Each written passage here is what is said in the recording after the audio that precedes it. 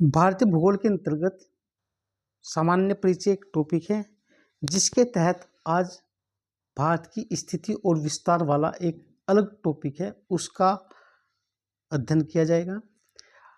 यहाँ से हर वर्ष 1 से 2 क्वेश्चन हर वर्ष इससे आते हैं, यानी कि भारत की जो स्थिति और उसका विस्तार है। ये हमारे सामने एक मैप है और ये मैप दक्षिणी एशिया का मैप है। यदि आप यहाँ से देखें, ये वाला ये पूरा मैप है एशिया का, और ये जो हिस्सा है ये दक्षिणी एशिया का है। भारत की स्थिति दक्षिणी एशिया में है। किसमें है? दक्षिणी एशिया में। दक्षिणी एशिया में कुल 8 देश हैं और भारतीय उपमहाद्वीप में 7 देश हैं। परीक्षा में पूछा जाता है कि भारतीय उपमहाद्वीप में कितने देश है? 7, और दक्षिण एशिया में कितने देश है? 8। तो वो कौन सा देश है जो दक्षिणी एशिया में तो है लेकिन भारतीय उपमहाद्वीप में नहीं है? उस देश का नाम है अफगानिस्तान। अफगानिस्तान भारतीय उपमहाद्वीप में नहीं है, जबकि दक्षिणी एशिया में ये है। आप जब इतिहास पढ़ते होंगे तो वहाँ पर बार बार आता है भारतीय उपमहाद्वीप, उसमें अफगानिस्तान नहीं है, जबकि दक्षिणी एशिया के 7 देश है। लेकिन आधुनिक समय में दक्षिणी एशिया को 8 देश सम्मिलित, और इन सम्मिलित देशों को सार्क भी कहा जाता है। भारत की अवस्थिति दक्षिणी एशिया में है और हिंद महासागर के ठीक उत्तर में है। इसी के बारे में आज हम अच्छी तरह से इसका अध्ययन करेंगे। और यहाँ से हर वर्ष भारत के सामान्य जो परिचय है जिसमें उसकी स्थिति और विस्तार है, यहाँ से हर वर्ष कम से कम 1 से 2 क्वेश्चन यूपीपीसीएस में आता है। और आज ये जो क्लास है आपकी कंसेप्ट प्लस पीवाईक्यू भी इसमें है, जो पिछले 20-25 साल में पीवाईक्यू आए हैं इस टॉपिक से वे भी सम्मिलित किए गए हैं, और इसकी पीडीएफ आपको टेलीग्राम चैनल से जाके डाउनलोड करनी है। पहले हम जानते हैं कि पृथ्वी क्या है, यानी कि भूगोल क्या है। भूगोल को पृथ्वी का अध्ययन कहा जाता है और यह 2 शब्दों से मिलकर बनी है जो ग्रीक भाषा के शब्द है। एक जियो का मतलब पृथ्वी, और ग्राफिया का मतलब है वर्णन, यानी कि पृथ्वी का जो अध्ययन है उसी ही ज्योग्राफी कहा जाता है। इरेक्टोस्थेनीज ग्रीक भूगोलवेत्ता थे। इन्होंने ही सर्वप्रथम ज्योग्राफी शब्द दिया था और इन्हीं के प्रयास से सर्वप्रथम पृथ्वी की परिधि मापी गई थी, यानी कि इन्होंने ये पहले व्यक्ति थे जिन्होंने इस पूरी पृथ्वी की परिधि मापने का प्रयास किया था। आप जानते हैं, यानी कि यहाँ से लेके यहाँ तक की जो ये चीज़ होती है, एक पूरे गोले की पूरा गोलाकार जो क्षेत्र होता है उसी को परिधि बोलते हैं, और इसके अगर हम ऐसे कर दें इसको व्यास बोलते हैं, और इसका इतना हिस्सा ये त्रिज्या कहलाता है। तो इरेस्टोथेनीज जो भूगोलवेत्ता थे, ग्रीक विद्वान थे, इनको ही भूगोल का पिता कहा जाता है। इन्होंने ही सर्वप्रथम ज्योग्राफी शब्द दिया था और इन्होंने ही पृथ्वी की परिधि सर्वप्रथम मापने का प्रयास किया था। तो ये प्रश्न पूछे जाते हैं यूपीपीसीएस में भी। अब सबसे इम्पोर्टेंट, भारत की स्थिति कहाँ पर है? ये हम ग्लोब देख रहे हैं। ग्लोब में एशिया महाद्वीप है। एशिया महाद्वीप ये आप देख रहे हैं, ये वाली जो रेखा है इसको हम बोलते हैं अक्षांश रेखा, यानी कि विषुवत रेखा। आप देख रहे होंगे भारत की स्थिति इस रेखा के ठीक उत्तर में है। कहाँ पर है? ये यहाँ पर ये हमारा भारत है, ये वाला अगर आपको दिखाई दे रहा है, इस रेखा के ठीक उत्तर में। तो प्रश्न आता है, क्या भारत उत्तरी गोलार्ध में है, दक्षिणी में है, या दोनों गोलार्ध में? भारत पूरी तरह से उत्तरी गोलार्ध में। दूसरा, ये हमारी 0 डिग्री देशांतर रेखा है जिससे हम टाइम नापते हैं। इसी को प्रधान यामोत्तर भी बोला जाता है। इस रेखा के ठीक भारत पूर्व में, ये इधर क्या है? ये पूर्व है, और इस लाइन से इधर क्या है? पश्चिम। आपने अक्सर समाचारों में देखा होगा पश्चिमी देश, तो पश्चिमी देश कौन है? इस रेखा के इधरले वाले। अगर हम यहाँ पर है, क्योंकि भारत तो यहाँ पर है, तो इधरले देश क्या कहलाते हैं? पश्चिमी देश, पश्चिमी एशिया, है ना? ये सुनते। तो भारत की ठीक जो अवस्थिति है, ये वाली अवस्थिति, ये उत्तरी पूर्वी गोलार्ध में पड़ता है। भारत कहाँ पर पड़ता है? उत्तरी पूर्वी गोलार्ध में। तो हमने ये देख लिया कि कहाँ पर पड़ता है? उत्तरी पूर्वी गोलार्ध में। इसी की वजह से भारत क्या है? जलवायु की विविधता है, खान पान की विविधता है। भारत एशिया के दक्षिण में पड़ता है, यानी कि दक्षिण एशियाई देश है, और दक्षिणी एशियाई देश में कितने देश है? 8। जबकि भारतीय उपमहाद्वीप में 7 देश है। एक देश अगर अफगानिस्तान मिला दिया जाए तो ये सम्मिलित रूप से दक्षिणी एशिया यानी कि सार्क कहलाते हैं। और हिंद महासागर के ठीक उत्तर में है भारत। कहाँ पर है? उत्तर दिशा में। मिलान करने के लिए प्रश्न आते हैं, इसी तरह से आते हैं। अब भारत का हम जनसंख्या और क्षेत्रफल भी देखते हैं। आप जानते हैं वर्तमान में भारत की जनसंख्या पूरे विश्व में सर्वाधिक है। 2025 में हम 142 करोड़ जनसंख्या वाले विश्व के सबसे बड़े देश बन गए हैं। और यह जो जनसंख्या है पूरे विश्व की 17.5% आबादी भारत में निवास करती है। लेकिन भारत का जनसंख्या की दृष्टि से तो प्रथम स्थान है, क्षेत्रफल की दृष्टि से 7वां स्थान है, जो भारत को और अधिक संवेदनशील बनाता है। यानी कि हमारे पास संसाधन सीमित है, हमारी आबादी अधिक है, हम युवा आबादी है, लगभग का 50% से अधिक आबादी हमारी युवा है। लेकिन अगर हम उसको स्किल नहीं करेंगे तो हमारे लिए चुनौती बन सकती है। क्षेत्रफल की दृष्टि से कितना है भारत का स्थान? 7वां। जबकि जनसंख्या की दृष्टि से पूरे विश्व में पहला स्थान है। पूरे विश्व की 17.5% जनसंख्या पूरे विश्व के 2.4% क्षेत्रफल पर निवास करती है। यानी अगर हम देखा जाए तो भारत की 17.5% आबादी 4.5% क्षेत्रफल पर निवास करती है विश्व के। और हमारे पास जो संसाधन है जल के वो भी बहुत कम है सापेक्षिक रूप से। तो आगे चलते हैं। अब हम क्षेत्रफल की दृष्टि से भारत का स्थान देखते हैं। भारत का स्थान 7वां है। तो अक्सर पूछते हैं परीक्षा में भारत का जो 7वां स्थान है तो भारत से बड़े कौन कौन से देश है क्षेत्रफल में? तो सबसे बड़ा देश रूस है क्षेत्रफल की दृष्टि से, दूसरा कनाडा है, तीसरे नंबर पर अमेरिका है जिसे यूएसए बोलते हैं, चौथे नंबर पर चाइना है, पाँचवें नंबर पर ब्राज़ील है, छठे नंबर पर ऑस्ट्रेलिया है। तब भारत का स्थान आता है 7वां। ऑस्ट्रेलिया खुद एक महाद्वीप भी है और एक देश भी है। तो ये क्षेत्रफल की दृष्टि से भारत का स्थान 7वां है और इससे बड़े सारे देश यहाँ हैं। भारत का कुल क्षेत्रफल यूपीपीसीएस में और यूपीएससी में ये प्रश्न पूछा गया था, भारत का क्षेत्रफल कितना है और विश्व का कुल क्षेत्रफल का कितना प्रतिशत है? तो 32,87,263 वर्ग किलोमीटर भारत का कुल क्षेत्रफल है और ये पूरे विश्व के क्षेत्रफल का 2.4% है। वर्तमान में 28 राज्य और 8 केंद्र शासित प्रदेश भारत में हैं। ये हमारी राजनीतिक वो था। और अगर हम ये जो 7 भारत से बड़े जो क्षेत्रफल में देश है उनका एक कोड क्रम है, यहाँ पर देखेंगे RCUCBAI, इसको आप याद कर सकते हैं ट्रिक के द्वारा। और इसकी पीडीएफ आपको टेलीग्राम चैनल से मिलेगी। इसमें आज की क्लास में थ्योरी के साथ साथ PYQ भी है जो यूपीपीसीएस आरओ में पिछले 30 वर्षों में पूछे गए, वे सारे सम्मिलित किए गए हैं। तो जनसंख्या 2011 की जनगणना के अनुसार भारत में विश्व की 17.5% आबादी निवास करती है। यह प्रश्न भी पूछा गया है कि 2011 की जनगणना के अनुसार भारत में कुल कितने गांव थे? उस समय भारत में 6,40,932 गांव थे। और ये इन गांव के घटे थे या बढ़े थे 2011 और 2021, क्योंकि पहले जो जनगणना हुई थी 2001 में हुई थी, उसके बाद 2011 में, तो इन गांवों की संख्या बढ़ी थी। यहाँ पर ध्यान से देखेंगे, यानी कि विश्व की 17.5% आबादी विश्व के 2.5% क्षेत्रफल पर निवास करती है। तो आप जान रहे हैं हमारे पास संसाधन सीमित है, जनसंख्या अधिक है और हमें अपना जो विकास का मॉडल है अपनी जनसंख्या को ध्यान में रखकर अब अपनाना चाहिए ताकि हम बेहतर ग्रोथ कर सकें। अब हम अक्षांशीय और देशांतरी विस्तार देखते हैं, क्योंकि परीक्षा में प्रश्न अक्षांशीय देशांतरी विस्तार से हर वर्ष आते हैं।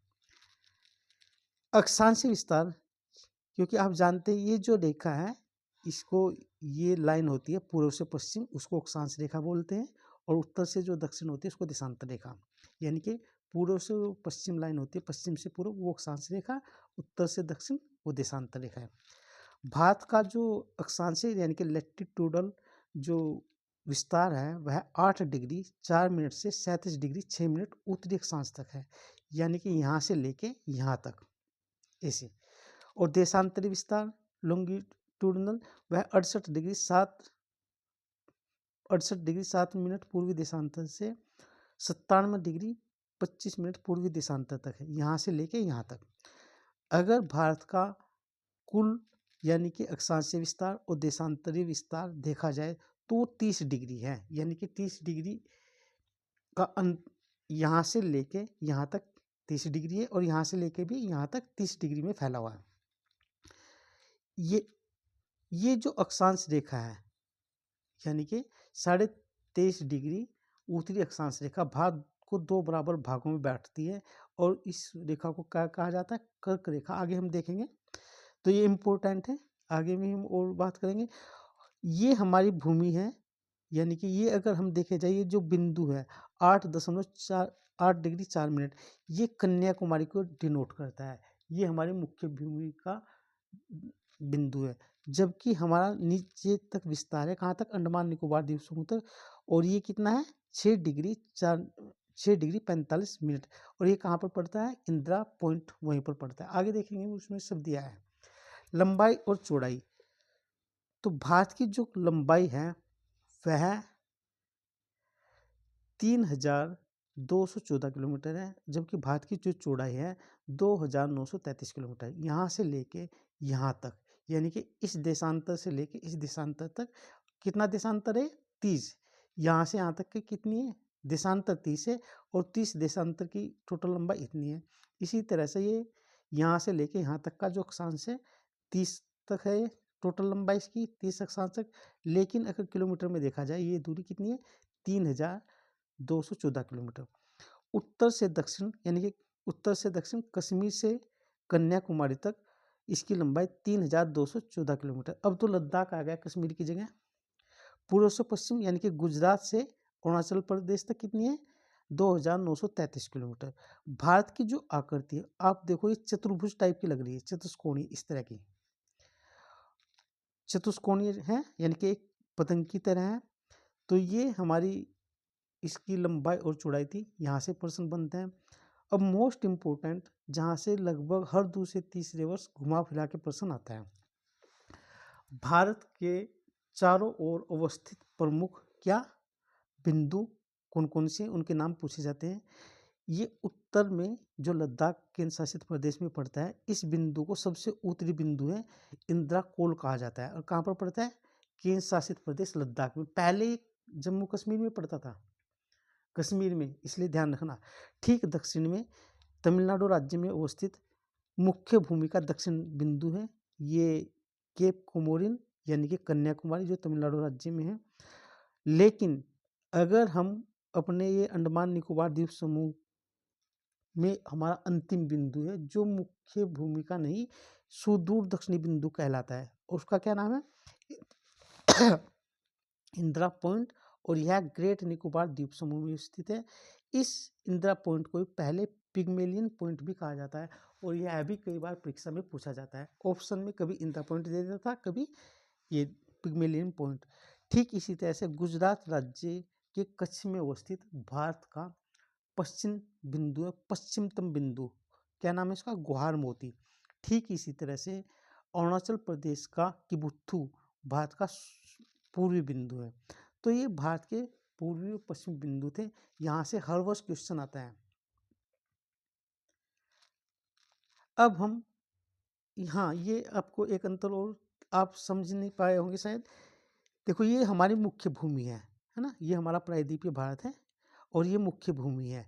तो इस भूमि का अगर दक्षिणतम बिंदु पूछेगा तो वो कन्याकुमारी है, लेकिन सुदूर दक्षिणी बिंदु पूछेगा तो वो, क्योंकि अंडमान निकोबार द्वीप समूह भी तो भारत का हिस्सा है ना, तो उसमें ग्रेट यानी कि इंदिरा पॉइंट हमारा सुदूर दक्षिणी बिंदु है। ये मुख्य भूमिका है और ये संपूर्ण संघ का यानी कि सुदूर दक्षिणी बिंदु।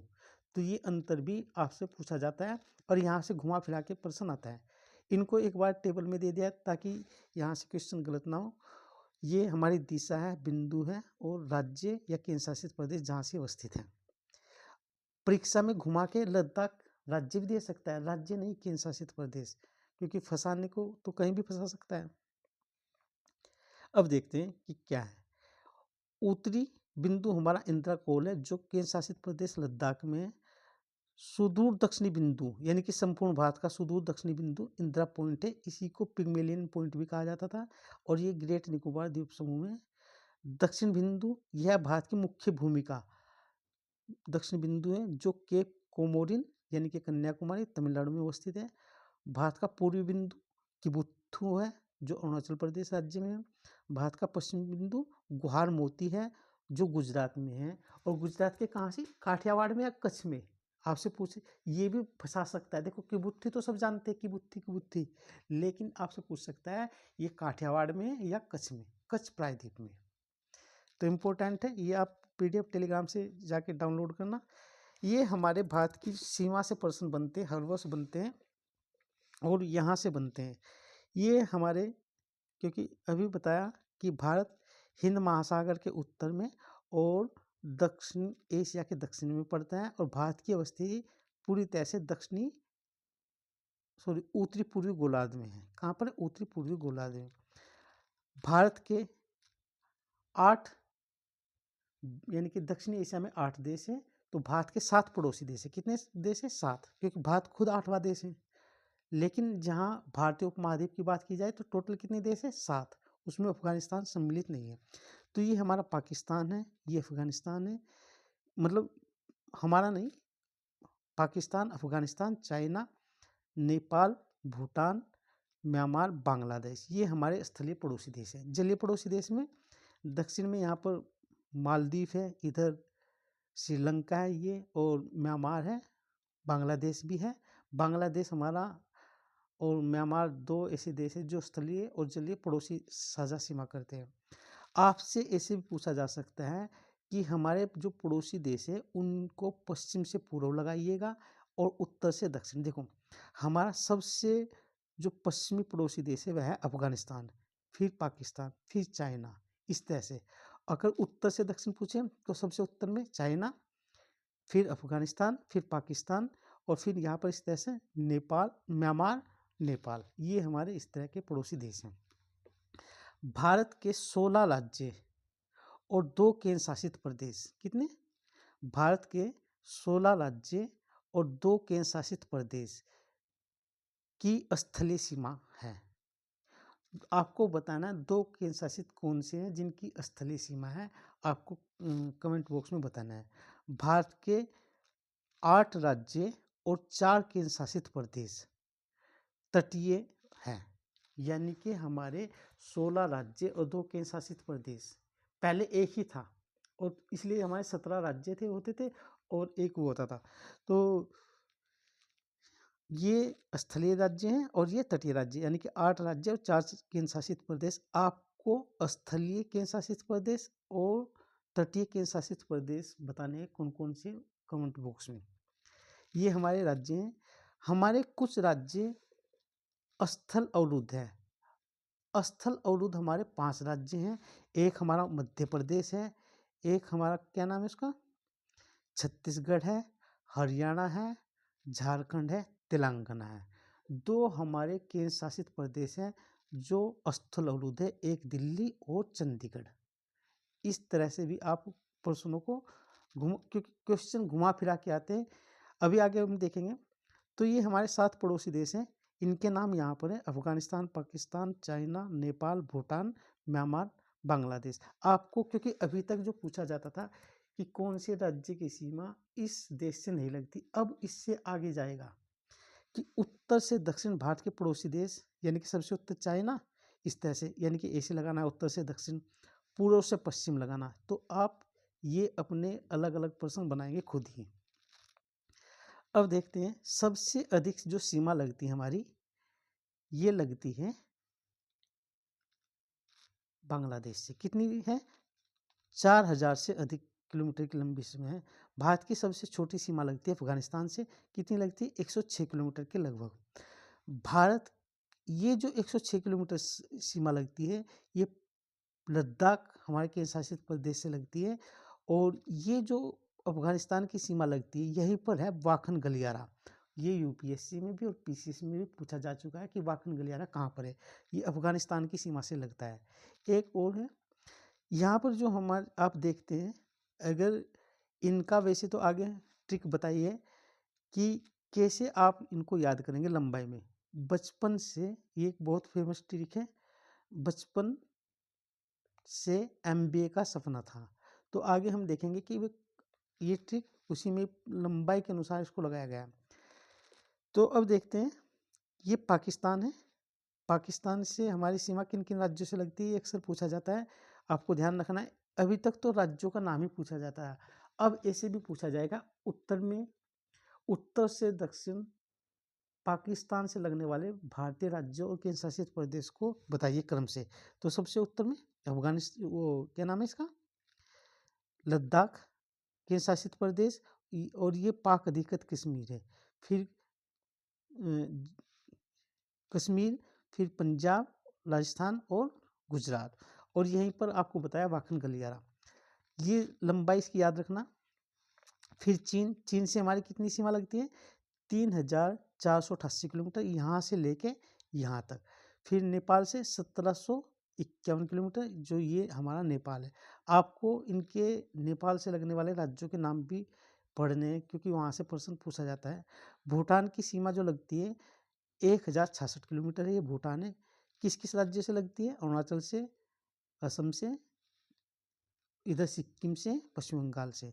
म्यांमार से हमारी सीमा 2,538 किलोमीटर यहाँ से लेके यहाँ तक लगती है।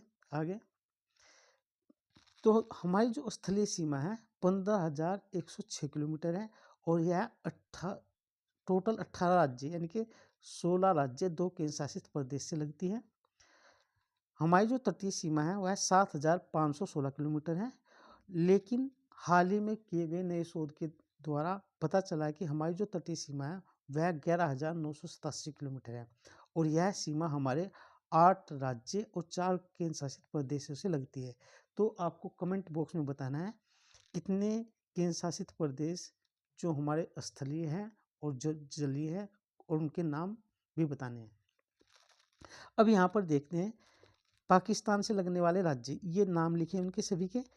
वैसे तो बता दें, ये चाइना से लगने वाले राज्य, बांग्लादेश से लगने वाले सभी राज्य।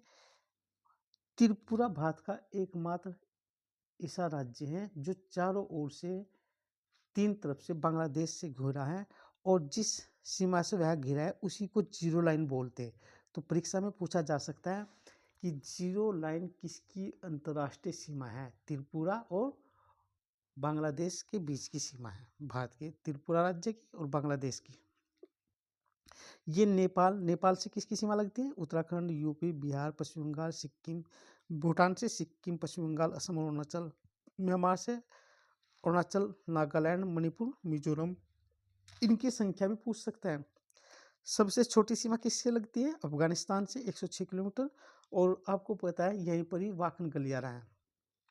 अफगानिस्तान की सीमा केवल भारत के क्षेत्र लद्दाख, यानी लद्दाख में जो पाक अधिकृत कश्मीर है उसी को ही साझा करता है। अब भारत की जो सीमा है उनके कुछ नाम हैं, जिस तरह से आपने पढ़ा होगा अंतर्राष्ट्रीय सीमाएं हैं, उनके भी कुछ नाम होते हैं। तो भारत की सीमा भी है, जैसे रेड क्लिफ जो रेखा है वह भारत और पाकिस्तान के मध्य एक अंतर्राष्ट्रीय सीमा है, और यह जम्मू कश्मीर, लद्दाख, पंजाब, राजस्थान, गुजरात से होकर गुजरती है, और यह एक तरह की अध्यारोपित सीमा है, यानी कि ये नेचुरल सीमा नहीं है। तो ये क्या है, रेड क्लिफ लाइन किसके बीच है, भारत और पाकिस्तान के। अभी तक तो पूछा जाता था कि किस किस देशों के बीच है, अब आपसे पूछ सकता है इस लाइन पर कितने राज्य अवस्थित है, यानी कि किन राज्यों से छू सकती है, और यह भी पूछ सकता है कि ये अध्यारोपित थी या नेचुरल। फिर डूरंड लाइन जो वाखन गलियारा है उसी से लगती है डूरंड लाइन, यह पाकिस्तान और अफगानिस्तान के मध्य है, क्योंकि पाक अधिकृत जो कश्मीर है उसी से लगती हुई है। फिर हम देखेंगे LAC, line of actual control, इसका निर्धारण 1962 के बाद किया गया था, और यह लद्दाख से अरुणाचल तक फैली हुई है। कौन सी, लाइन ऑफ एक्चुअल कंट्रोल, जिसको हम LAC बोलते हैं। फिर LOC, लाइन ऑफ कंट्रोल, यह भारत और पाकिस्तान के मध्य है। कुछ अन्य सीमाएं जैसे 24 डिग्री समानांतर रेखा, यह गुजरात और पाक के बीच है, यानी कि भारत का जो गुजरात राज्य और उधर पाकिस्तान का जो क्षेत्र है। फिर एक सीमा और बताई थी आपको, जीरो लाइन किसके बीच बताई थी, वह बताई थी त्रिपुरा राज्य इस जीरो लाइन से घिरा है, किससे, बांग्लादेश से, यानी कि जीरो लाइन बांग्लादेश त्रिपुरा राज्य के बीच यानी कि भारत के बीच, 24 डिग्री समानांतर रेखा भारत और पाकिस्तान के बीच, भारत के गुजरात से राज्य से लगती है 24 degree, red Cliff Bharat Pakistan के बीच, डूरंड लाइन भारत पाकिस्तान अफगानिस्तान पाकिस्तान अफगानिस्तान भारत, और मैकमोहन रेखा भारत चीन के मध्य। एलओसी देख ली हमने, एलएसी देख ली, मैकमोहन रेखा यह भारत और चीन के मध्य अवस्थित है। तो ये कुछ लाइन थी, यहाँ से भी क्वेश्चन बनते हैं। ये इसका जो ट्रिक है, मेरा बचपन से एमबीए का सपना था, बी से बांग्लादेश, सी ए बी बचपन एमबीए, मेरा बचपन से एमबीए का सपना था। यानी कि ये लंबाई का घटता क्रम है, जो देश है उनकी सीमाओं की, जैसे सबसे लंबी सीमा भारत से किसकी लगती है, बांग्लादेश की, फिर चाइना की, फिर पाकिस्तान की, और फिर नेपाल की, फिर म्यांमार की, फिर भूटान की, फिर अफगानिस्तान की। इस तरह से इनका ये क्रम है। यहाँ से हमेशा एक क्वेश्चन आता है। अब भारत की जलीय सीमा देखते हैं, यहाँ से भी क्वेश्चन बनते हैं। आप यहाँ से देखें, ये जो लाइन है, ये हमारी तट रेखा कहलाती है, ये वाली। इससे इधर 12 किलोमीटर, फिर 24 किलोमीटर, और फिर 200 नॉटिकल मील, इस तरह से कुछ लाइनें हैं, उनके बारे में परीक्षा में पूछा जाता है, उनको देखते हैं। जिसे भारत की जो प्रादेशिक सीमा है, या भारत के समुद्री जो तट है, उससे 12 नॉटिकल माइल्स की दूरी तक है। संलग्न क्षेत्र 24 नॉटिकल माइल तक की दूरी तक है। यहाँ पर सीमा शुल्क वसूल सकता है भारत, और साफ सफाई अभियान वगैरह कर सकता है। अनन्य आर्थिक क्षेत्र 200 नॉटिकल माइल तक है। यहाँ पर जो संसाधन है उसमें भारत का अधिकार है अधिकांश, और 1 नॉटिकल माइल जो बराबर होता है 1.8 किलोमीटर के बराबर होता है, और यह पूछा जा चुका है। यानी कि हाई सी किसको बोलते हैं, जो अनन्य आर्थिक क्षेत्र है 200 नॉटिकल माइल तक, उसी को ही हाई क्षेत्र बोलते हैं। जैसे ये भारत का तट है, भारत के तट से 12 नॉटिकल माइल, भारत के तट से 24 नॉटिकल माइल, और भारत के तट से ये 200 नॉटिकल माइल तक के अलग अलग इनके नाम है, ये पूछे जाते हैं। यानी कि प्रादेशिक क्षेत्र, संलग्न क्षेत्र, अनन्य क्षेत्र को ही हाई सी भी कहा जाता है। ये हमेशा परीक्षा में आते रहते हैं। अब भारत के कुछ द्वीप और उनके मध्य कुछ जो चैनल गुजरते हैं, उनके बारे में देखते हैं। जैसे 9 degree channel, 8 degree channel, 10 degree channel, इनके बारे में पूछा जाता है परीक्षा में। 8 डिग्री चैनल लक्षद्वीप और मिनिकॉय के बीच है। 8 डिग्री चैनल यह मिनिकॉय द्वीप, मिनिकॉय किसका है, भारत का हिस्सा है, और मालदीव देशों के बीच है। यानी कि ये मालदीव है, ये आप देख रहे हैं, मालदीव एक देश है भारत का पड़ोसी, ये भारत का केरल राज्य, इससे यहाँ पर ये मालदीव है। और यहाँ पर एक मिनिकॉय द्वीप है, जो लक्षद्वीप का हिस्सा है। भारत का जो द्वीप है लक्षद्वीप, केंद्र शासित प्रदेश, उसी का एक द्वीप है मिनिकॉय। मिनिकॉय और मालदीव के बीच जो चैनल है वो 8 डिग्री चैनल है। और इस मिनिकॉय और लक्षद्वीप के जो मुख्य द्वीप है, उनके मध्य 9 डिग्री चैनल है। यहाँ पर देखो, यह लक्षद्वीप समूह और मिनिकॉय द्वीप समूह के मध्य अवस्थित है। तो ये इम्पोर्टेंट है, यहाँ से प्रश्न पूछा जाता है, आपको याद रखना है। आप इनको अच्छी तरह से याद करोगे तो हो जाएगा। पीडीएफ से जब 1-2 बार रीडिंग करोगे तो आपको पूरा कंठस्थ हो जाएगा। 10 डिग्री चैनल, यह अंडमान और निकोबार द्वीप का विभाजन करता है। यह हिस्सा हमारा अंडमान कहलाता है, यह क्या कहलाता है, निकोबार। और यहीं पर ग्रेट निकोबार में भारत का दक्षिणतम बिंदु कौन था, सुदूर दक्षिणतम बिंदु, वो आपको कमेंट बॉक्स में बताना है। तो 10 डिग्री चैनल अंडमान द्वीप समूह और निकोबार द्वीप समूह के बीच अवस्थित है, विशेष रूप से लिटिल अंडमान और कार निकोबार। यानी कि ऊपर लिटिल अंडमान है और नीचे एक कार निकोबार है, इन्हीं के मध्य 10 डिग्री चैनल गुजरता है। चैनल या ये जो जल संधि होती है, ये 2 स्थलीय भागों को अलग करती है, जलीय भागों को जोड़ती है। ये देखो स्थल भाग है, ये स्थलीय भाग है, और ये जलीय भाग है, ये जलीय भाग है। और आप देखो, ये इधर बंगाल अरब सागर में है, और ये भी इधर हिंद महासागर में। हाँ, ये इधर किस में, दोनों ही हिंद महासागर है, जबकि एक बंगाल की खाड़ी और एक अरब सागर में पड़ता है। इधर लक्षद्वीप अरब सागर की साइड पड़ता है और बंगाल की खाड़ी की तरफ अंडमान निकोबार द्वीप समूह पड़ता है। अब यहाँ पर और हमारे कुछ चैनल हैं। ये म्यांमार राज्य है, क्या म्यांमार राज्य, और ये अंडमान द्वीप है। तो कोको जो चैनल है म्यांमार राज्य का एक द्वीप है कोको, ये यहाँ पर जो द्वीप है कोको ये वाला, और उत्तरी अंडमान द्वीप के बीच है। यानी कि म्यांमार, ये जो कोको चैनल है ये कोको द्वीप है म्यांमार देश का, और भारत का जो उत्तरी अंडमान है इसके मध्य कोको चैनल है। ये हमारा अंडमान है और ये निकोबार द्वीप समूह, ठीक है नहीं। तो यहाँ पर एक ग्रेट चैनल है जो ग्रेट निकोबार द्वीप समूह और सुमात्रा द्वीप इंडोनेशिया का, ये जो इंडोनेशिया है यहाँ पर है, इंडोनेशिया इधर उसी के मध्य है। यानी कि ग्रेट चैनल ग्रेट निकोबार द्वीप समूह जो भारत का है और सुमात्रा द्वीप जो इंडोनेशिया का है वहाँ पर अवस्थित है। ये आप देख रहे होंगे। नेक्स्ट देखते हैं, परीक्षा में अक्सर पूछा जाता है पाक जल संधि, पाक स्टेट, तो हमें लगता है कि यार पाकिस्तान के नाम पे किधर होगी, कहीं राजस्थान गुजरात की साइड तो नहीं होगी। नहीं, ये हमारी बंगाल की खाड़ी को और ये हमारे अरब सागर वाला जो क्षेत्र है उसको जोड़ती है, और ये दोनों ही हिंद महासागर के हिस्से हैं, बंगाल की खाड़ी भी और ये भी। तो ये यहाँ पर हमारी पाक जल संधि है, पाक जल डमरू, जो भारत, तमिलनाडु और श्रीलंका के बीच अवस्थित है, क्योंकि यहाँ पर ये श्रीलंका है और ये भारत है। तो नेक्स्ट देखते हैं, ये हमने देख लिया था भारत का उत्तरी और दक्षिणी विस्तार, यानी कि लंबाई और उसकी चौड़ाई एक बार फिर देख लेते हैं।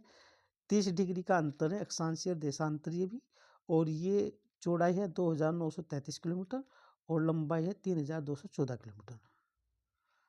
अगर हम देखें उत्तर दक्षिण की जो लंबाई है पूर्व पश्चिम की चौड़ाई से 281 किलोमीटर, यानी कि 281 किलोमीटर अधिक है, यानी कि लंबाई अधिक है चौड़ाई से। अब हम देखते हैं इम्पोर्टेंट अक्षांश रेखाएं।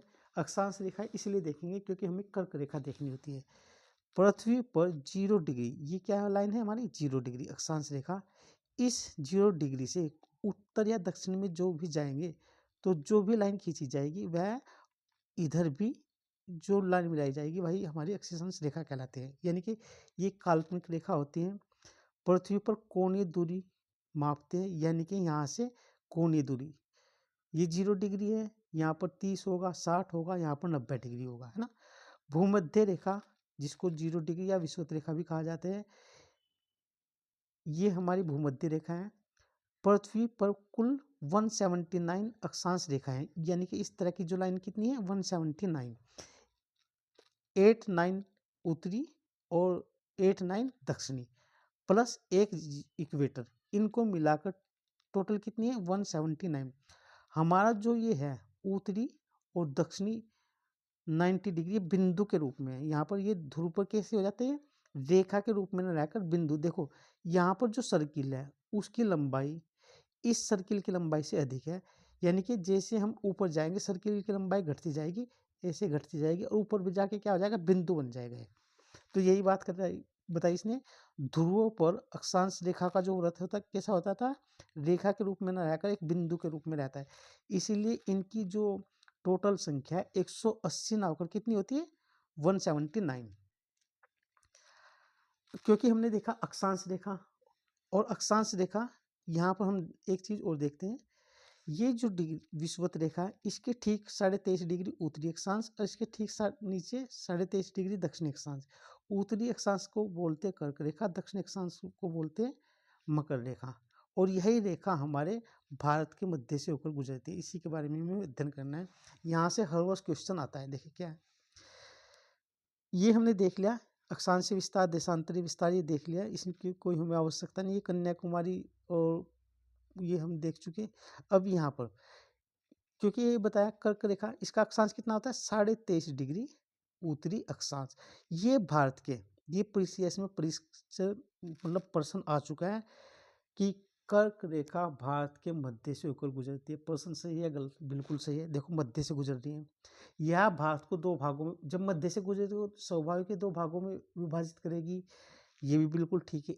तीसरा ऑप्शन था उसमें, इस रेखा के कर्क रेखा का उत्तरी जो हिस्सा है वह कैसा है, उपोष्णकटिबंधीय, और इस कर्क रेखा का दक्षिणी हिस्सा उष्णकटिबंधीय है, यानी कि ये अधिक गर्मी वाला, ये सापेक्षिक रूप से कम गर्म वाला है। ठीक है, तो यही 23.5 डिग्री उत्तरी अक्षांश रेखा को ही हम कर्क रेखा कहा जाते हैं।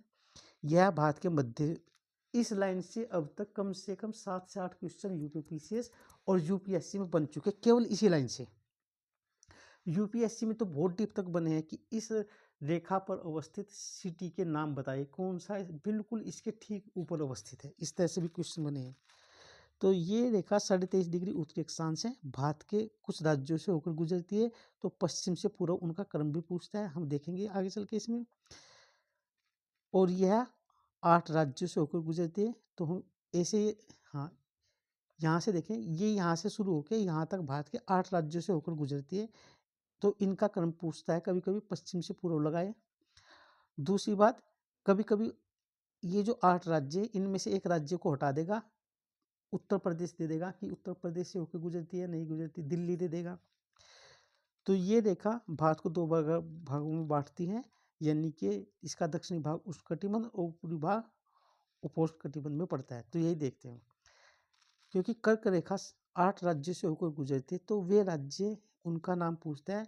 तो सबसे पश्चिम से पूर्व इनका क्रम इस तरह से है, पश्चिम से पूर्व बढ़ रहे हैं, ये पश्चिम में गुजरात है, पूर्व में कौन है, ये यहाँ पर मिजोरम। तो गुजरात, राजस्थान, मध्य प्रदेश, छत्तीसगढ़, झारखंड, पश्चिम बंगाल और त्रिपुरा, मिजोरम, ये 8 राज्य हैं। कर्क रेखा भारत की जो मानक समय रेखा है, वह छत्तीसगढ़ राज्य में एक दूसरे को आपस में काटती है। तो ये ध्यान रखने की बात है, ये इनका एक ट्रिक भी है, आप इसको याद कर सकते हैं। तो किस किस राज्य से गुजरती है, गुजरात से, राजस्थान से, मध्य प्रदेश से, छत्तीसगढ़ से, झारखंड से, पश्चिम बंगाल से, त्रिपुरा से और मिजोरम से, यानी कि नॉर्थ ईस्ट के 2 राज्य हैं, मिजोरम और त्रिपुरा से होकर गुजरती है। आपको मणिपुर भी दे सकता है, एक तो यहाँ पर फंसाता है, दूसरा राजस्थान की जगह कह दे देगा महाराष्ट्र दे देगा, उत्तर प्रदेश दे देगा और कुछ दे देगा। इनकी जो संख्या 8 के स्थान पे 9 दे देगा, 7 दे देगा, इस तरह से भी आपके क्वेश्चन को फंसाता है, तो ये ध्यान रखना है। क्योंकि हमने पहले अक्षांश रेखा देखी, अब हम देशांतर रेखा देखते हैं, क्योंकि इसकी भी हमें आवश्यकता है। ये रेखा है उत्तरी ध्रुव से दक्षिण ध्रुव को मिलाती है, ये हमारा उत्तरी ध्रुव है। यहाँ पर सारी अक्षांश रेखाएं बिंदु के रूप में हो जाती है। देखो यहाँ पर जो व्रत है, अगर आप ऐसे जाएंगे ऐसे, तो जो ये व्रत है, ये वाला यहाँ से लेके यहाँ तक का, इसकी इधर जाने पर तो व्रत का जो आकार है घटता जाता है, यहाँ पर जाके 90 डिग्री पर बिंदु के रूप में हो जाता है। तो इस बिंदु को और इस बिंदु को मिलाने वाली जो रेखा है, इसको, इस 0 डिग्री रेखा को बोलते हैं प्राइम मेरिडिटेरियन, यानी कि प्रधान यामोत्तर रेखा, और इसी को बोलते हैं 0 डिग्री देशांतर। ये जो रेखा 0 डिग्री देशांतर, इसके ठीक उधर एक रेखा है जिसको अंतर्राष्ट्रीय तिथि रेखा बोलते हैं, यानी कि 180 डिग्री देशांतर, यह जो रेखा है ठीक इसके पीछे यह तिथि रेखा है। और ये 0 डिग्री जो देशांतर है, इसी को ही मानक समय रेखा कहा जाता है। इस रेखा के इधर जाने पर और इधर, यानी कि पूर्व साइड में, भारत किधर पड़ता है इस रेखा के, अभी बताएंगे, पूर्व में, और ये पश्चिम में जाने पर समय में अंतर पड़ता है।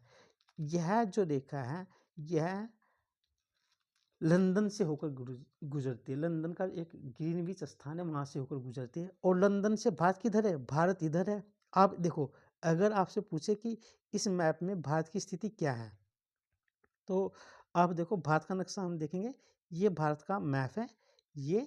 तो भारत, आपको बताया था ना, भारत इस रेखा के ठीक उत्तर में उत्तरी गोलार्ध, और इस रेखा के ठीक पूर्व में पूर्वी गोलार्ध, उत्तरी पूर्वी गोलार्ध में है।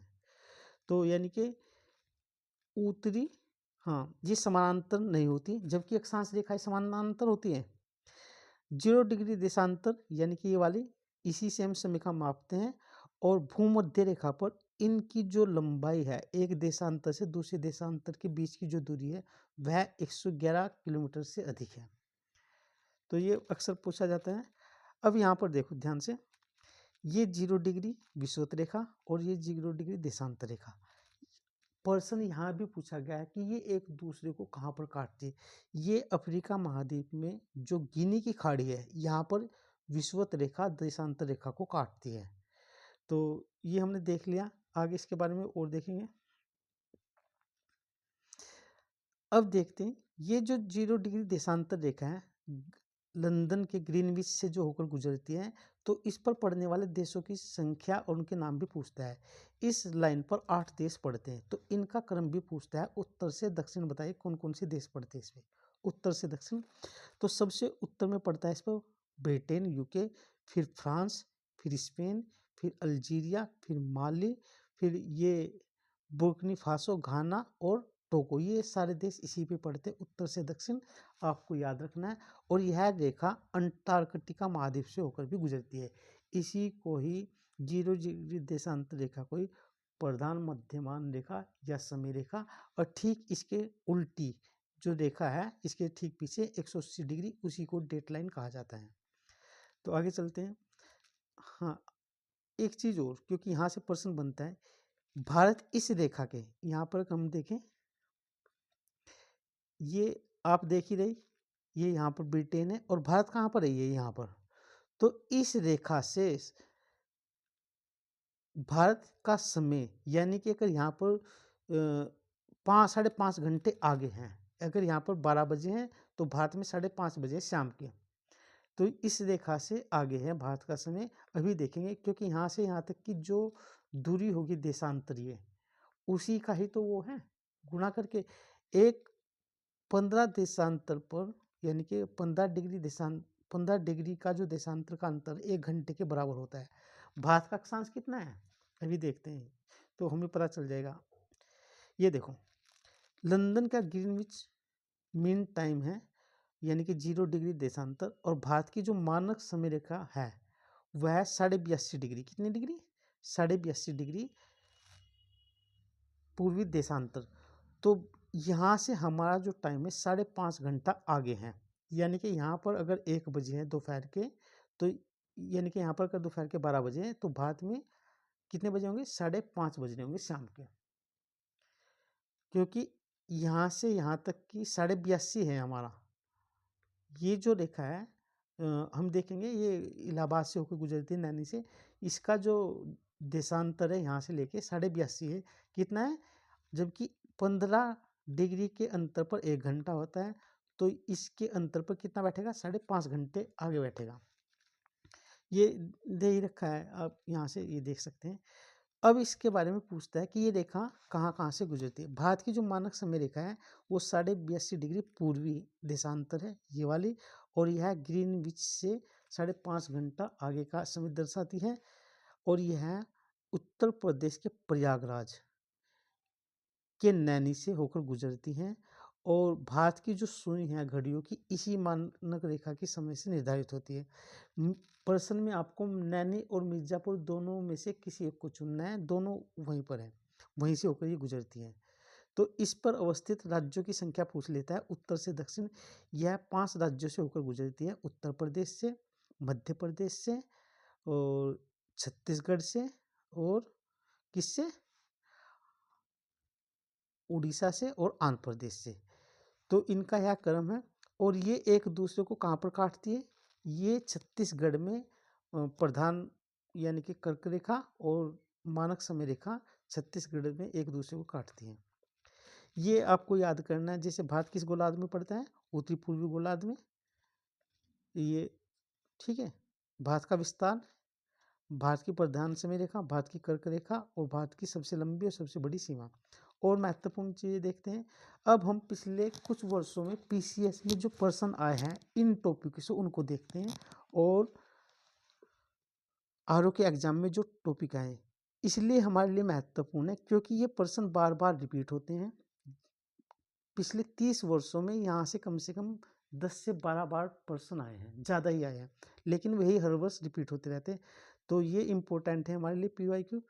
तो पीवाईक्यू देखेंगे, और ये पीवाईक्यू हर वर्ष बढ़ते जाते हैं, हर वर्ष इनसे क्वेश्चन आ ही रहे हैं। ये एक पीवाईक्यू आया था कि भारत का पूर्वी, ये पूर्वी है, और भारत का पश्चिमी समय में कितना अंतर है, यानी कि सूर्योदय का समय की गणना पूर्वी अरुणाचल प्रदेश और पश्चिमी गुजरात में 2 घंटे का अंतर है। कितने का? 2 घंटे का, क्योंकि टोटल 30 डिग्री का अंतर है। भाई 30 डिग्री का बताया था ना, उत्तर दक्षिण पूर्व पश्चिम अक्षांशीय और देशांतरीय, और 15 डिग्री में 1 घंटा होता है, तो 15 दूनी 30, 2 घंटे हो गया। सबसे पहले सूर्योदय अरुणाचल प्रदेश में होता है, और अरुणाचल प्रदेश के कहाँ से? तिरप में दिखाई देता है ना। इसे मिलेनियम सनराइज मेरिडियन कहाँ पर है? ये 92.5 डिग्री पूर्वी देशांतर पर पड़ती है। तो ये हमारा प्रश्न आ चुका है यूपीपीसीएस में कि दोनों के बीच में कितने घंटे का अंतर है? 2 घंटे का। सूरज कहाँ पर निकलता है? अरुणाचल प्रदेश की साइड में। और फिर एक प्रश्न ये भी आया था कि मानक जो समय रेखा 82.5 डिग्री पूर्वी देशांतर कहाँ पर से होकर गुजरती है? मिर्जापुर या नैनी से होकर गुजरती है, और सूर्य उदय सर्वप्रथम अरुणाचल प्रदेश के तिरप में होता है, और ठीक उसके 2 घंटे के बाद कहाँ पर? कांडला में होता है। यानी कि पहला सूर्योदय कहाँ पर दिखाई देगा हमें? अरुणाचल प्रदेश में। और इनके बीच के दूरी कितनी है? इनके 2 घंटे का अंतर है। और क्यों है ये अंतर? क्योंकि इन दोनों के बीच का जो देशांतरीय अंतर है वो 30 डिग्री है, और 15 डिग्री में 1 घंटा होता है, तो 15 दूनी 30। इस तरह से ये PYQ है। एक ये दिखाया गया था, ये इसी को ही बोलते हैं मिलेनियम सनराइज मेरिडियन, 92.5 डिग्री पूर्वी देशांतर है। तो इसने क्या कहा था कि यह IST पर दोपहर 12 बजे हैं, तो 120 डिग्री पूर्वी देशांतर पर समय कितना होगा? तो इस पर जो समय होगा, यहाँ पर इसके ठीक 2.5 घंटा इसमें हम जोड़ देंगे। 12 बजे हैं तो यहाँ पर कितने बजेंगे? 2:30 बजेंगे। तो यहाँ पर जो समय होगा हमारा उत्तर 2:30 उत्तर होगा, 2.5 घंटे, यानी कि दोपहर के 2:30 बजे। क्षैतिज विभाजन, इसने पूछा था कि जो कर्क रेखा है वह एक क्षैतिज विभाजन कहाँ पर से होकर गुजरती है? ये गुजरती है त्रिपुरा से, मध्य प्रदेश से, मिजोरम से। बिल्कुल सही। पार नहीं करती, यानी कि मणिपुर से होकर नहीं गुजरती, क्योंकि नॉर्थ ईस्ट के 2 ही राज्यों से गुजरती, त्रिपुरा और मिजोरम से, तो मणिपुर से नहीं गुजरती। मणिपुर प्रश्न में पूछा गया था। और इस जो कर्क रेखा है, इसके निकटतम शहर है मध्य प्रदेश का जबलपुर और गुजरात का गांधीनगर। बिल्कुल ठीक, लगभग इसी पे अवस्थित है। तो यूपीएससी तो डीप में जाके पूछता है, सीटी भी पूछ लेता है, इसीलिए प्रश्न आपसे दिखाई जा रहे हैं ये। फिर एक PYQ आया, घुमा फिरा के वही आया कि 80 डिग्री पूर्वी देशांतर कर्क रेखा को कहाँ पर प्रतिच्छेद करेगी? ये कहाँ पर करेगी? देखो, ये 80 डिग्री पूर्वी देशांतर है, और यहाँ पर हमारी ये 82.5 डिग्री कौन सी है? समय रेखा जिससे हम मापते हैं, ये हमारी कर्क रेखा है। तो ये मध्य प्रदेश राज्य में प्रतिच्छेद करती है, और ये यहाँ पर 82.5 डिग्री जो पूर्वी देशांतर थी ना, ये छत्तीसगढ़ में नहीं, कहाँ से करती प्रतिच्छेद? एक दूसरे को, यानी कि कर्क रेखा और भारतीय मानक समय रेखा छत्तीसगढ़ की बजाय ये मध्य प्रदेश में एक दूसरे को प्रतिच्छेद करती है। नेक्स्ट क्वेश्चन, ये पूछा था एक बार क्वेश्चन कि पूर्वी सीमांत जो राज्य हैं उनके बारे में पूछा था कि पूर्वी सीमांत राज्यों में कौन कौन से शामिल हैं। म्यांमार की सीमा किस किस से लगती है? प्रश्न ये था। अरुणाचल प्रदेश था ऑप्शन में, तो असम की नहीं लगती म्यांमार से सीमा। ये असम राज्य हमारा, यहाँ से, यहाँ देख रहे होंगे आप, ये पीले कलर का, इसकी सीमा, क्योंकि ये यहाँ से लेके यहाँ पर क्या है, ये हमारा म्यांमार है, तो म्यांमार की सीमा असम से नहीं लगती। बांग्लादेश की सीमा मणिपुर से नहीं लगती और नागालैंड से नहीं लगती, जबकि बांग्लादेश की सीमा त्रिपुरा से लगती है ये, और इधर मिजोरम से भी लगती है। 3 तरफ से अंतर्राष्ट्रीय सीमा से कौन घिरा है? त्रिपुरा घिरा है। किससे घिरा है? जीरो लाइन से घिरा है, और जीरो लाइन किसके बीच है? भारत और बांग्लादेश के बीच में। तो ये भी प्रश्न आया था PYQ में। एक प्रश्न ये आया था 10 डिग्री चैनल पे कि 10 डिग्री चैनल ये हमारा अंडमान द्वीप है, ये निकोबार द्वीप है, इन दोनों के मध्य 10 डिग्री चैनल है, और मिनिकॉय और लक्षद्वीप के मध्य 9 डिग्री चैनल है, और इसके ठीक दक्षिण में यहाँ पर 8 डिग्री चैनल है, जो मालदीव के और मिनिकॉय के, देखो ऐसे ध्यान रखना है। अगर हम देखें, ये 8 है, ये 9 है, और ये 10 है। ये जो 8 है ये मालदीव और मिनिकॉय के मध्य है 8 डिग्री चैनल। मिनिकॉय और लक्षद्वीप के मध्य 9 डिग्री चैनल है। निकोबार और अंडमान के मध्य 10 डिग्री चैनल है। ये प्रश्न पूछे जा चुके हैं। ये भी आया था कि सबसे दक्षिण बिंदु कौन सा है, इंदिरा पॉइंट जो ग्रेट निकोबार में, यानी कि इसी को पिग्मेलियन पॉइंट भी कहा जाता है। और सबसे छोटा केंद्र शासित प्रदेश कौन सा है, लक्षद्वीप। एक ये भी प्रश्न पूछ, हाँ ये वही है जो 10 डिग्री चैनल और 9 डिग्री चैनल, क्योंकि ये मालदीव है और ये लक्षद्वीप है, ये अंडमान निकोबार द्वीप समूह है। ये देख लीजिए, प्रश्न अभी तक आ चुके थे। तो भारत की प्रादेशिक सीमा पूछा गया है, कितनी होती है, 12 नॉटिकल मील, और संलग्न क्षेत्र 24 नॉटिकल मील। यानी कि ये जो तट है ये हमारा पीले वाला तट है, इससे डॉटेड लाइन है 12 नॉटिकल मील। अगर एक लाइन इधर खींच दी ये 24 नॉटिकल माइल, एक लाइन और इधर खींच दी ये 200 नॉटिकल माइल पर होती है। ये ये इस तरह से यहाँ तक भारत को, यानी कि 24 नॉटिकल माइल तक भारत का अधिकार होता है। आगे भी इसका अधिकार होता है, फिर ये अंतर्राष्ट्रीय वो चल जाता है समुद्री क्षेत्र, अंक्लोस एक नियम उसके तहत। तो भारत का जो तटीय राज्य कितने हैं, वे 8 हैं और 4 केंद्र शासित प्रदेश है। आपको नाम बताने हैं कि कौन कौन से हमारे केंद्र शासित प्रदेश लगते हैं। ये सबसे छोटा जो क्षेत्रफल की दृष्टि से लक्षद्वीप हमारा क्या है, केंद्र शासित प्रदेश सबसे छोटा है। और सबसे बड़ा जो केंद्र शासित प्रदेश कौन सा है, दिल्ली। ये भी प्रश्न आ चुका है पीवाईक्यू में। एक राज्यों के गठन पर भी पीवाईक्यू में प्रश्न पूछा जाता है कि सबसे पहले किस का गठन हुआ। सबसे पहले राजस्थान का, उसके बाद महाराष्ट्र का, फिर हरियाणा का। ठीक है, ये गठन, और उसके बाद फिर हमारे छत्तीसगढ़ वगैरह के गठन हुआ था, है ना। तो ये प्रश्न भी पूछा है यूपी पीसीएस में ही। फिर पाकिस्तान से लगने वाले राज्यों के नाम बताए, उत्तर से दक्षिण उनका क्रम। तो पाकिस्तान से पंजाब, जम्मू कश्मीर, राजस्थान, गुजरात। हरियाणा की सीमा पंजाब से नहीं लगती, ऑप्शन में हरियाणा भी था। आपको ध्यान रखना है, जम्मू कश्मीर और लद्दाख अब 2 केंद्र शासित प्रदेश हैं। तो अब इनकी संख्या बढ़कर कितनी हो गई, 5 हो गई। पहले 4 थे, अब कितनी लगने लगे पाकिस्तान से, 5। तो ये भी ध्यान रखना है। फिर डूरन लाइन वही, ऑप्शन में भारत और अफगानिस्तान तब भी सही है, और ऑप्शन में पाकिस्तान और अफगानिस्तान तब भी सही है। डूरन लाइन से ही गुजरता है वाखन गलियारा, ये परीक्षा में आ चुका है। डूरन लाइन तो पता नहीं कितनी बार। रेड क्लिफ जो लाइन है वह भारत और पाकिस्तान के मध्य सीमा का निर्धारण करती है। तो ये अंतर्राष्ट्रीय सीमा थी। कुछ देखो ये रखने वाले फैक्ट हैं। 82.5 डिग्री पूर्वी देशांतर मानक समय रेखा, यानी कि अरुणाचल प्रदेश और गुजरात के मध्य जो देशांतर अंतराल है 2 घंटे का है। जो हमारी समुद्री सीमा कितनी है, 12 नॉटिकल माइल। ठीक है, तटीय सीमा। और 10 डिग्री चैनल अंडमान निकोबार द्वीप समूह। और तटीय राज्य ये यहाँ पर केवल राज्य दिए हैं, जबकि अब इस तरह से हैं 8+4 हो गए हैं। तो ये नोट्स हमारे लिए किस तरह से महत्वपूर्ण है, इनको आप बार बार पढ़ें। अपना जो जहाँ पर पढ़ते हैं उनमें कुछ इम्पोर्टेंट यहाँ से फैक्ट मिल सकते हैं, उसको वहाँ पर लिख लें। और एग्ज़ाम से पहले इसका 2-3 बार रिवाइज करें। ये पीडीएफ आपको टेलीग्राम पे मिलेगी, आप वहाँ से डाउनलोड कर सकते हैं, इसको पढ़ सकते हैं। आगे फिर इस तरह की पीडीएफ आपको मिलेगी और इसको आप ज्वाइन कर सकते हैं। लाइक शेयर कमेंट भी आप कर सकते हैं। तो कमेंट में आप बताना है कि भारत के केंद्र शासित प्रदेश कौन से हैं जो तटीय हैं और स्थलीय, ये आपको कमेंट बॉक्स में बताना है।